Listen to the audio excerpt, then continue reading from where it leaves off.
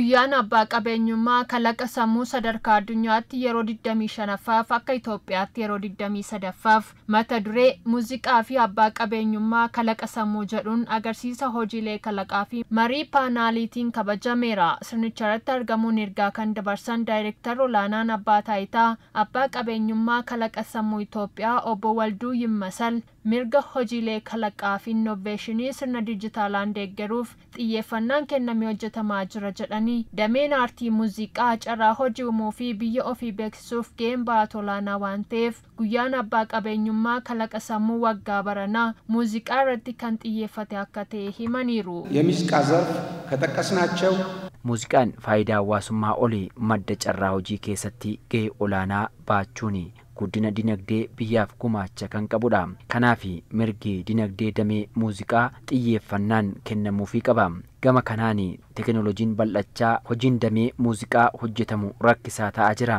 Kanaaf sirnaa fi hojimaata abbaa qabeenyummaa kalaqa sammuu damee muuziqaa kabachiisuu fi hojjechaa jirra. Hojiileen muuziqaa mirgaa fi abbaan qabeenyummaa isaanii osoo mirkanaa'in namni kamuu tolaan itti fayyadamaa abbaan qabeenyaas faayidaa dadhabbii isaa osoo hin argatin baroota dheeraa lakkoofsiseera kan jedhan pirezidaantiin waldaa weellistootaa Itoophiyaa aartist Daawit Ifruu hojiin hojjetamaa jiru keessaa damee aartii muuziqaatiin mirga abbaa qabeenyummaa keenyaa kabachiisuun akka fayyadamnuuf kan nu dandeessu jennee amanna jedhaniiru.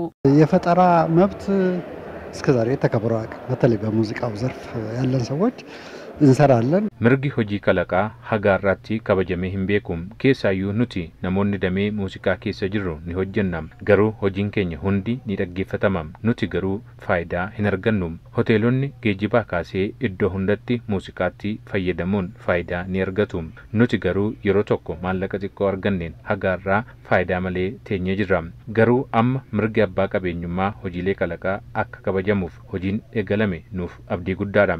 Mirgi keenya kabajamee nus faayidaa nuuf malu ni arganna abdii jedhuun qabam. Dargaggoonni kabaja guyyaa abbaa qabeenyummaa kalaqa sammuu irratti hojiilee kalaqaa teeknooloojii isaanii daawwannaaf dhiyeessan gama isaaniin akka Itoophiyaatti mirgi abbaa qabeenyummaa kalaqa sammuu akka eegamuuf hojiin eegalame Itoophiyaan hojiilee kalaqaan dorgomtuu fi beekamtiis akka ittiin argannuuf gahee olaanaa kan ba'atudha jedhaniiru.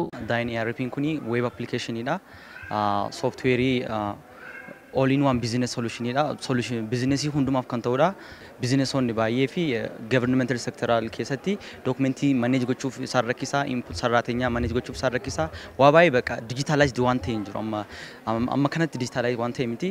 Softweeriin kun immoo maal godha seektara sana keessa kan jiru akka jirutti digitalize godhaa jechuudha. Fakkeenyaaf hojjetaa manage gochuu danda'a, payroll ta'uu danda'a, kan human resource hojii wal qabate hundumaa governmental sector yookiin immoo business sector keessatti akkas godhaa jechuudha. የኔ ስራ ወይንም ያኔ ያመጣሁት ነገር በሌላ ሰው ውስጥ ተወስዶ በሌላ እኒ የተለያዩ hojiin kalaqaa ani hojjedhe nama biraan fudhatamee kan hojjetamu yoo ta'e bu'aa hin buusu.